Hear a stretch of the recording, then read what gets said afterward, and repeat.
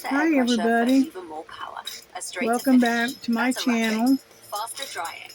And I know I haven't been on for the last few days, and you ever have those days where you just don't feel like talking? You don't feel like talking to anybody, you just not in the mood kind of thing. Well, that's kind of what happened with me. And so I just, you know, stayed to myself, did my thing, that kind of thing. But I wanted to show you some of the stuff that I have done, okay? This is a little diamond painting that I did this morning, okay? I finished it. It is so cute. I want to seal it and then trim it, and then I'm going to hang it in the kitchen on the refrigerator, like a little happy face for my daughter. So that way it'll cheer her up first thing when she gets up. But it was really cute. Very sparkly. I don't know if you can tell it or not. Well, a little bit. But it was really easy to do and very quick. So that's the first thing I did. Okay. Then, the last couple of days, I have been working on this. Okay.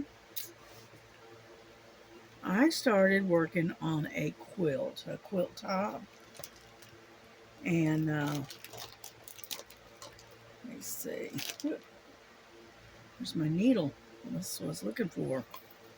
My needle escaped. And so anyway, and I just started working on it, and I kept going and going and going. And I really have had a lot of fun with it. Okay. So let me kind of get this out for you so you can see what I'm talking about.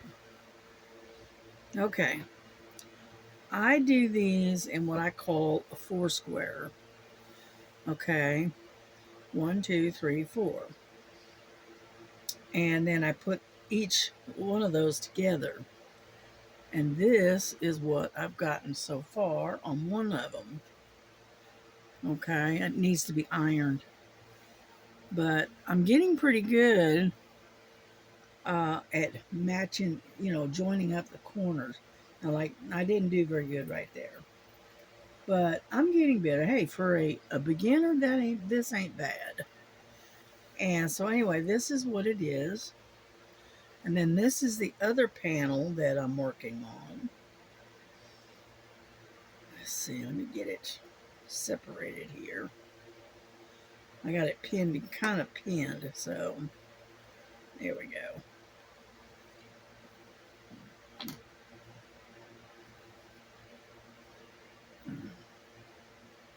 But as you can see, let me put my other needle there. As you can see, I am slowly putting it together. Okay. Like so. And then I've got this other one that the 4 square is going to go right in there. It's going to be in blue. Okay. But as you can see, it's a slow process. But once I get this the size of this other one, then I'll join them together. And it's all hand stitched, every bit of it. I don't know if you can see that or not. Yeah. Let me see. Let me bring it over here. Anyway, I'm not very good. I do not do straight lines very well. But I'm learning. Okay. As you can see, it's all hand stitched. And so I'm working on it. That's all I can say is I'm working on it. And so anyway, that's what I've been doing for the last couple of days. And then, of course, I got more patches and stuff here. But I'm really having a lot of fun with it. I haven't done a patchwork quilt at all. This is my first attempt. Okay. So anyway, there's that. This way. And I've still got lots of patches and stuff to work with, and I've still got like 5 of these squares. So anyhow, I may have enough for 2 quilts instead of just one. But anyway, let me fold this up, and I'll show you what else I've been doing. Okay, so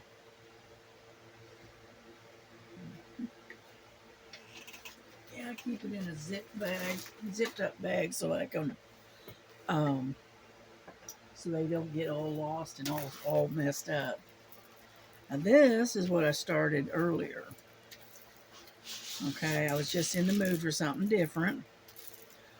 And so I started, let me back you up a little bit. There we go. I started this lighthouse that I had bought. I got it from Temu, I don't know, several weeks ago. And it's a 40 by 50, and I really, really liked it. And so I started this today. And it's a round drill. It only has 19 colors, but it's really nice. The drill field is very clear, and I don't know if you can see that or not, but I'm going to try.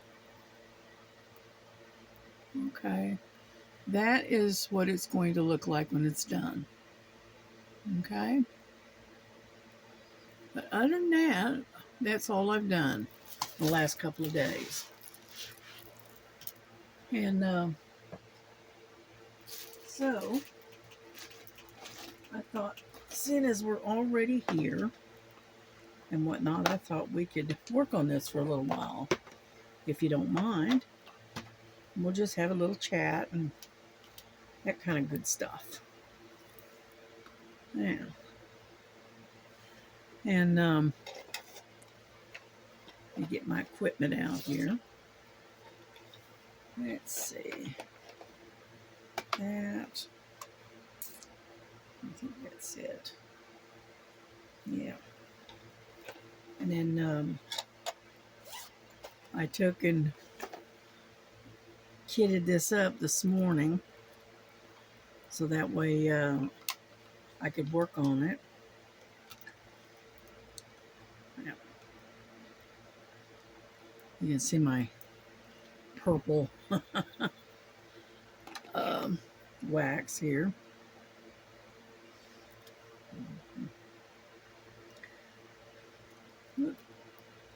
Let's get some wax in the pen. Come on. And we'll just have a little bit of a chat, if nothing else. Alrighty, let's see. We want to work on looks like number 8. Now, number 8. Yep. Yeah, unfortunately, one of my cats, I'm not sure which one, decided to knock over a cup of tea and ruined a couple of diamond paintings. I mean, they were totally ruined. And so I ended up having to toss them. And because I tried cleaning them and it didn't do any good. It just wasn't, it wasn't right. So anyhow, so I lost I lost like 3 of them. I lost were already completed, and then one um, was about halfway done. So I ended up de-kitting all of my drills that was left over from those, and then kitted this one up and said, all right, but I have learned a lesson. Do not store your drills or your paintings, done or not, underneath the desk, because the girls have been knocking stuff over quite a bit. So I'm going to have to store it rolled up and up on top of the other cabinet. So that way I don't have any more damage done to my paintings.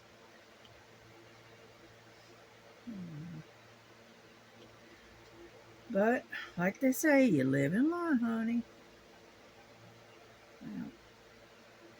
Yeah, I've been having to keep the girls in because it's just been so hot and so humid that I'm having to keep them in the bedroom and whatnot. And unfortunately, they do get a little rambunctious, and they tend to climb over stuff. And unfortunately, Lily, she's the biggest klutz around. She has a tendency to knock stuff over. So I said, okay.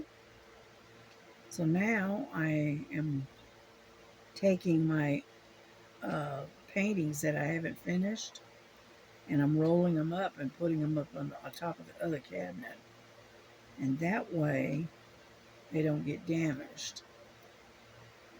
And then the others that have been completed, I'm going to have to either hang up or um, put them in one of the books, depending on the size. Yeah. But that's okay. I got plenty more to go around, kind of thing. It's just I did put an awful lot of work into those, so.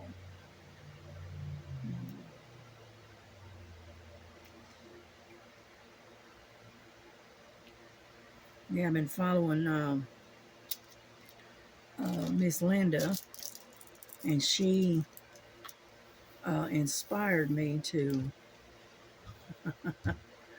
try doing some quilting, making a quilt top, and then eventually make a quilt, actual blanket, the blanket. Right now, I'm just working on the top. Yeah. But I think when I go to actual quilting, the completed or partially completed blanket, I think what I'm going to do is I am going to probably quilt it on the machine, on a sewing machine, because I think it'd be a lot faster and I think it'd be a lot easier because I don't have any place to literally lay it out to work on it. So I'll just have to kind of improvise kind of situation. And hopefully that will work. Yeah, I started this particular painting. I started this one this morning. And I worked on it, I don't know, an hour or so. Mostly I was most of what I spent most time on was kitting it up. And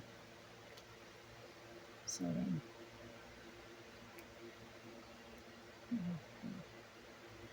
yeah, because I had a painting already stored in this container thing. This thing here. I already had a painting already kitted up. No, you're not coming up here. No, come on. I don't want to argue with you about it. Go, Frankie. And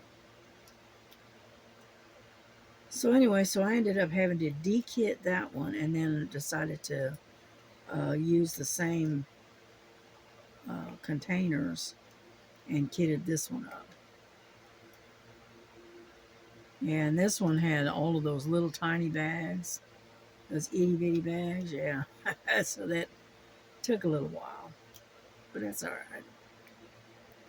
We got her done, and then we sat for about an hour, I guess, maybe, and worked on, started this, and then I put it to the side, and went ahead and then went and laid down, took a 2 hour nap. I didn't get to bed until about 8 o'clock this morning, so, and I was back up at 11. So I went and took a 2 hour nap, and and now we're at it again, a kind of situation. But yeah, I'm enjoying sewing those pieces and piecing the patches together. I'm enjoying that. You know.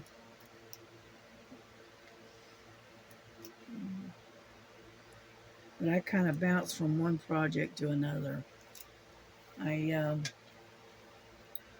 worked on the quilt top for a little while, and then for quite a while actually, and then I put that down, and uh, I worked on my colorful cat cross stitch for several hours, and then that was the wee hours of this morning, and then I put all that away, and then I went on to bed. And that was about, I don't know, it was 8:30 this morning. So,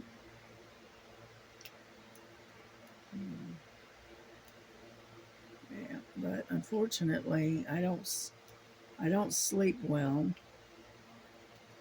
and so I get 3 or 4 hours of sleep, and then I'm back up, and then I'll lay back down for a couple hours for a nap during the late afternoon when it's so hot, and so yeah, and I just got done putting the dishes away. My daughter did the dishes earlier, and I just got done a little while ago um, putting them away because it has just been so hot. And I mean, it's hot, and it's on top of that, it's extremely muggy, very humid, and because of that, I can't hardly breathe in that kind of a situation. And so I have to wait until it cools down and the humidity eases up a little bit. After the sun goes down, it'll ease up some. Then I can go out there and do stuff. But anyway, and we had squash and roasted turkey and and mashed potatoes and gravy for dinner tonight. So that was pretty good. It's very filling. Yeah, I set myself up a plate, and then I couldn't eat it all. So I ended up taking and putting it back in the kitchen and putting it in a container, and I will save the rest of it for lunch tomorrow. Oop, get over there. But anyway, this is number 8, and the DMC number is 803. So mhm. I try to do this in sections if I can, And I'll take, do a, like a two, like a 3 by or a 4 by 4 square, and then once I get that completed, then I'll move on to the next square. That's kind of the way I try to do it. That way I don't have to go back and pick up any ones that I've missed because I was scattered all over the place.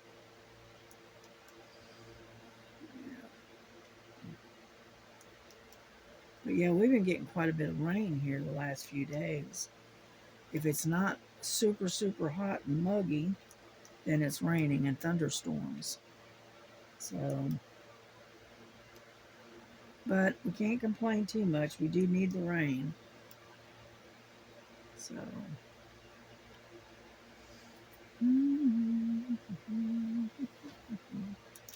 what I'm doing is looking for more number eights.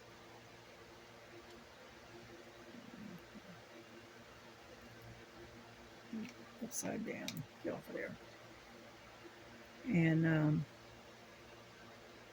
so anyway, so we just, work it one day at a time kind of thing.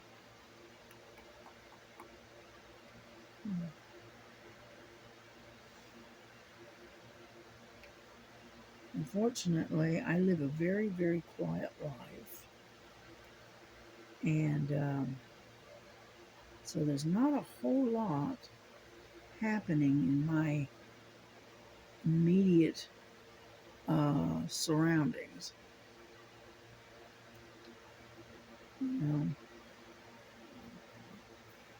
But other than that, okay, I'm going to put this one away and I'm going to change to another number. That way I'm staying within this 4 by 4 square. One out there.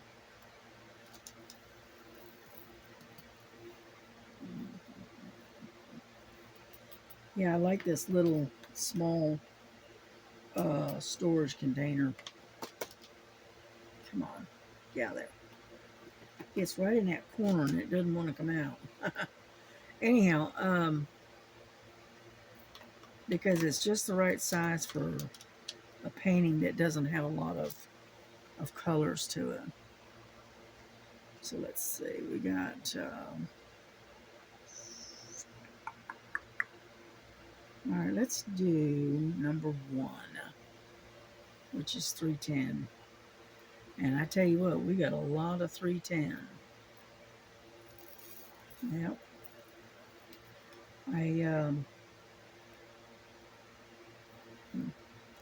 I got that one, and I got this one, and I got this one. And all of them are slap full. So, like I said, you got a lot of 310 in this one.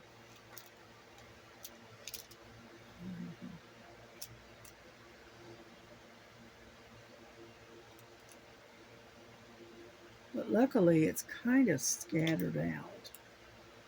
Kind of. Where it is here in this corner. And, yeah, I got my computer. I'm watching something. And it's Incredible Tiny Homes. But I got it on mute. And he is showing one of these tiny houses that they built. It's nice looking. Yeah, if I had the money, boy, I tell you what, I'd buy me one. I get me a tiny house. I got my eyeball on this one. It's called Homes for Heroes, and I like the size of it, and I like the floor plan, the layout. So, if I ever had the money, I'd end up buying one. But they are not exactly cheap. Let's put it that way. But I want one that's single floor. It's no lofts, that kind of thing. I don't have any need of a loft because I wouldn't be able to get up there anyway.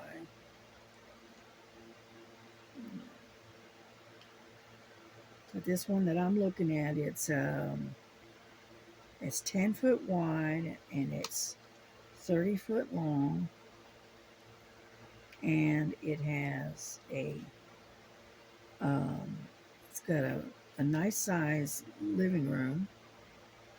It's got a good sized kitchen, and it's got a pretty good sized bath, a bedroom, and it's got a little area where you can put a stackable washer and dryer in. And it's got plenty of room for it, especially if it's only one person. Now, if you had an entire family, that would be different. But if it's just you or your husband, yeah, sure, why not? And but that's kind of the one I'm looking at. It's kind of got a setup very similar to where the old houses used to be, where you walk from the kitchen through the bed into the bedroom, and then from the bedroom into the bathroom. And the bathroom was at the back of the house. Basically, it's the way it's set up. And then on the other side of the kitchen, you go from the kitchen into a dining room, living room area, which is really nice. And that's why I say that I wouldn't mind having one of those. But it takes money. And right now they've got it where if I could buy it today, right, it runs about 39,000.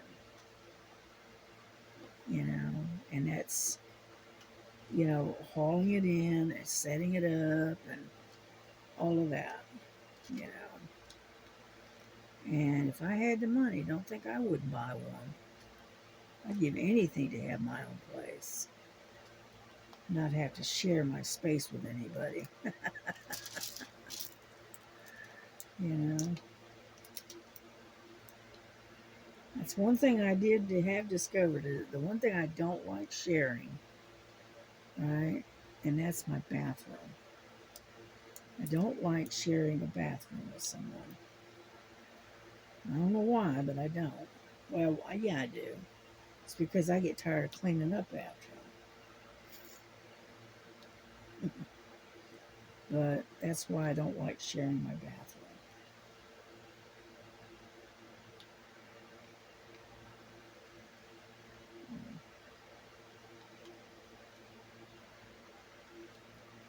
Yeah, my grandson, he's trying to come down with a cold. And so hopefully he doesn't pass it on to me. I hope. Because I definitely don't need it.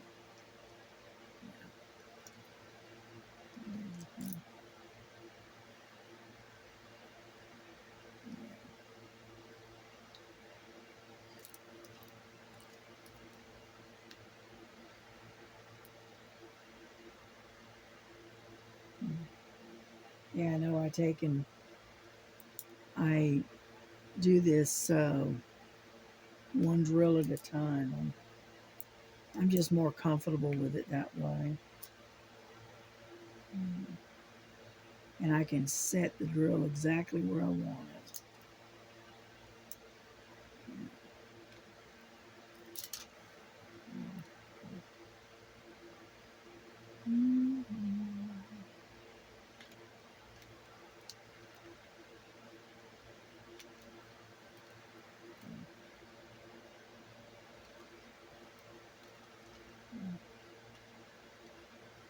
But yeah, I hadn't done any diamond painting for a couple of days. I was working on on that quilt top instead. Yeah, I like to sew. Yeah, I used to do a lot of sewing. I even used to sew my own clothes, even. But um, that was before the price of material went through the roof. So yeah, I used to make my own shirts, and I had patterns for different style type shirts. And then I used to make my own skirts, and then I even did my own pants sometimes, depending on the pattern. But yeah, I enjoyed doing. I enjoyed sewing, and but I got out of it when the price of material went so high. Then I attempted to make a quilted uh, Bible cover for my Bible, and it turned out really well, except for one problem: it was too small. And so, well, shoot, oh well. But it was an experience. Let's put it that way. And so I took and I put my sewing machine away, and it's kind of been sitting there for last 2 or 3 years, and I haven't done anything with it. I've thought a couple of times about just selling it, and give it, sell it to someone who could use it. But my daughter, she likes to sew as well, and so I decided to hang on to the one that I've got just in case something happens to her sewing machine. And now I'm getting back into wanting to sew again. So, anyhow,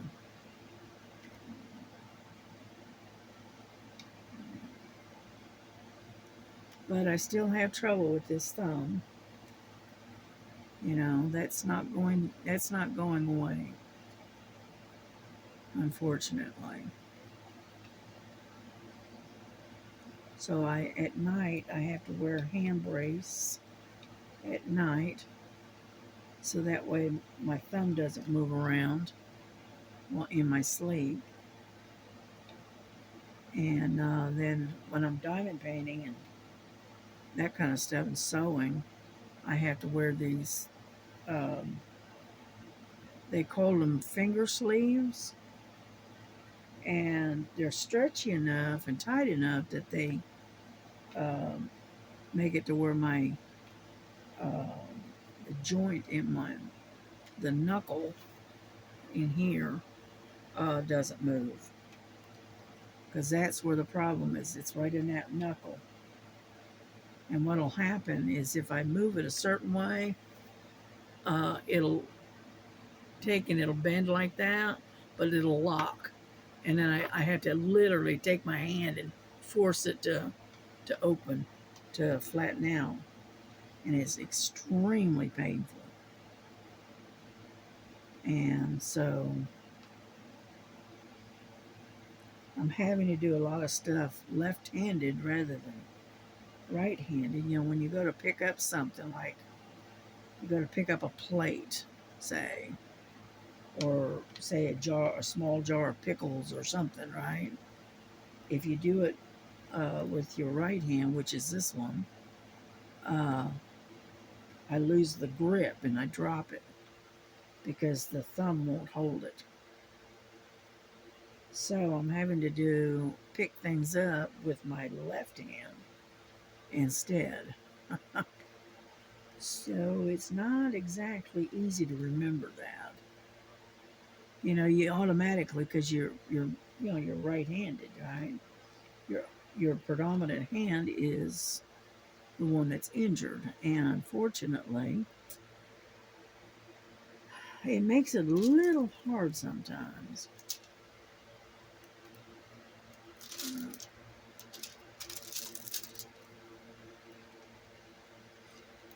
I'm almost done with these 310s. Yeah, the last couple of videos that I've done, I had music playing, but and I had it almost all the way down to mute, okay? And I felt that the music was still too loud. So now I don't even turn the music on anymore. I said, yep, because I'm having to talk over the music, and unfortunately, now if I'm not talking and it's just music, yeah, I can handle that. But when I'm trying to talk and listen and the music's running, it gets too loud, or at least it does to me. Let's put it that way. Come on.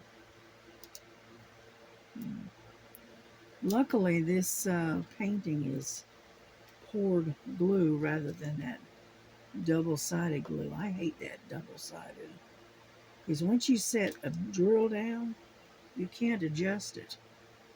So if you set it down wrong, you either have to leave it where you put it, or you have to take a pair of tweezers and pry it off of there and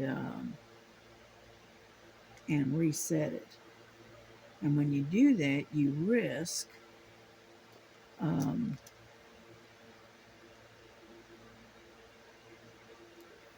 get over there. You risk um,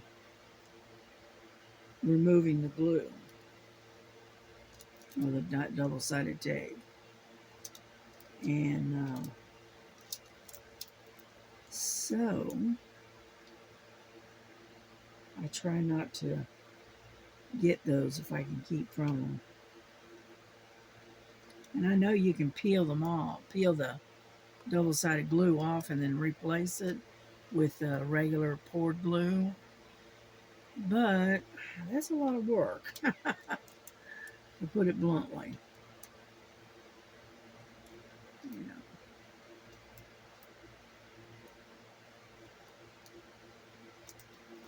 I noticed Temu has been selling a lot of the double-sided glue here lately. I think they're trying to empty out their inventory, because it's just every time either that or you get the little teeny tiny bags. You know, I think that kind of tells me that they're trying to empty out their shelves,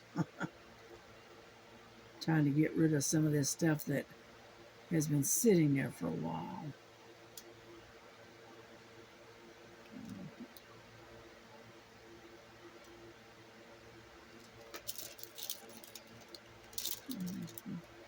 I've got to get all the way over to here.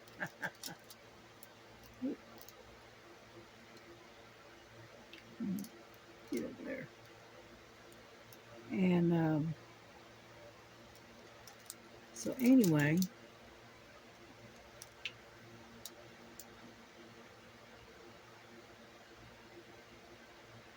but yeah, I don't like the double-sided tape either. Some people, they don't mind it. It's okay, but you got to be really precise as to where you lay your drills, because if you don't, you can't correct it. So that's a bit of a pain, to say the least. Yeah. Let's see how long we've been on here. I don't know. Can't tell. Usually I have a little clock thing that's showing me how much time I've been on there, but I don't see it.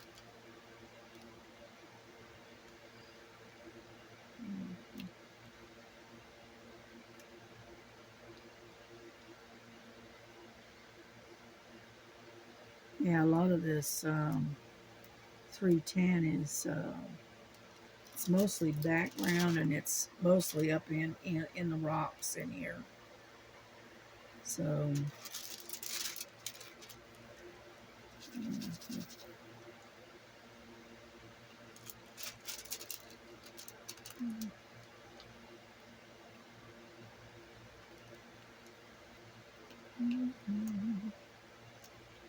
what I've got on is I can't hear it, but I'm kind of watching it. Is the swamp people? They're which one is it? It's called, let's see, a deadly mission to capture massive gator. Okay, so that's the name of the episode.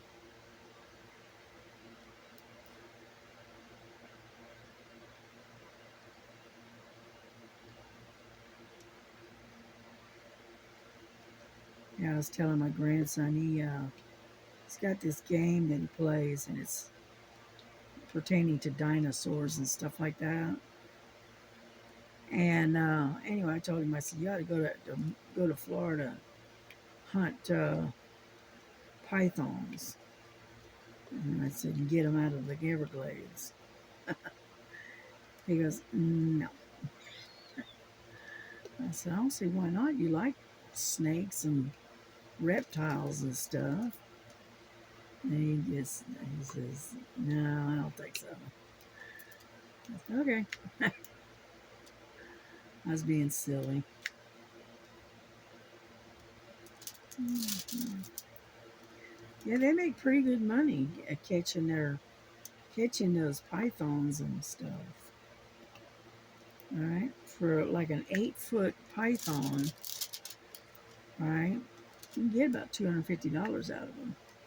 The state pays a bounty on them, and because they're invasive and they're trying to get rid of them, or at least keep their numbers down. And unfortunately, one female python can produce, about 40 young, you know, and that is a lot of offspring. And so the chances of them of ridding Florida of all of the pythons is slim, to say the least.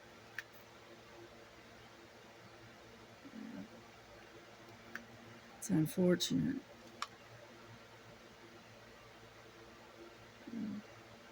Because those big snakes are killing off all the natural uh, wildlife that's supposed to be there. And they're literally, those big snakes are literally eating themselves out of house and home, kind of thing, because they're killing off so many of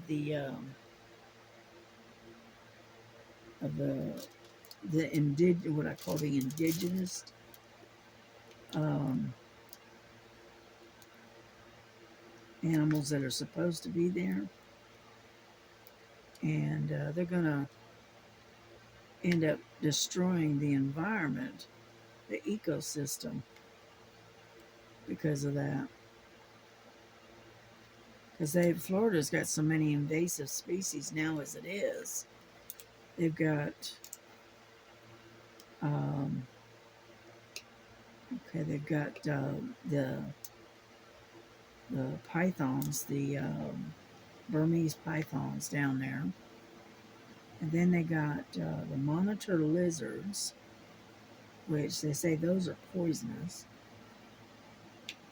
And then they've got the Nile monitor. Yeah, those are the ones that are poisonous. And then plus they've got the iguana, that green iguana that comes from Mexico. They got those down there now. And what else have they got? Um, they say that they've got a big old anaconda, whatever they call it, there as well now. Oh, and they also have the Nile crocodile, and those things grow up to like 20 foot long, and that's a bit much. So, and so that's why they've got a bounty out on all of these different invasive species. So,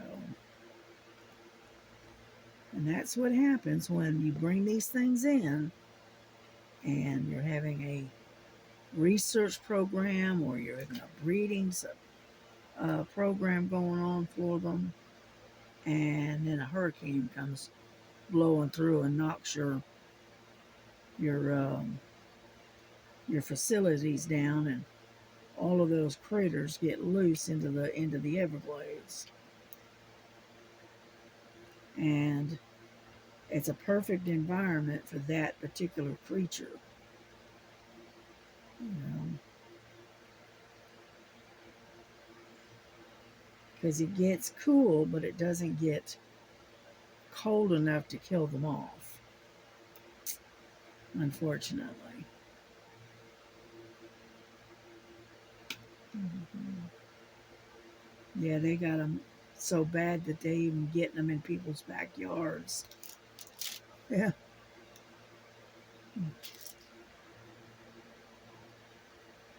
I'm finding more ones scattered around. Okay, I think I've got them for this area anyway. All right, there we go. We can put those away. And so anyway, I find it interesting to just watch them and see how they catch them and stuff. Yeah, I'm not big into shoot 'em up, bang bang kind of programming. I'm not really big into the news because unfortunately the news is nothing but bad news. And so that's why I watch oddball stuff. Yeah, I watch Swamp People. I listen to Bigfoot type programs talking about Bigfoot and that kind of stuff. And then I watch a lot of various different things.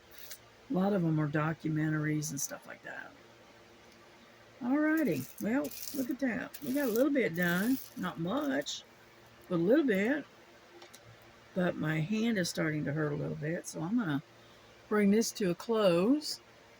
And we are going to uh, finish this up and whatnot, and want to wish you a good evening because it is right now, it's 12:21 a.m.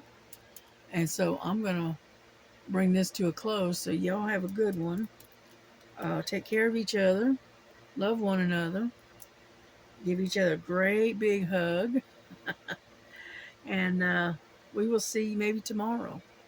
All right. God bless you. Bye bye.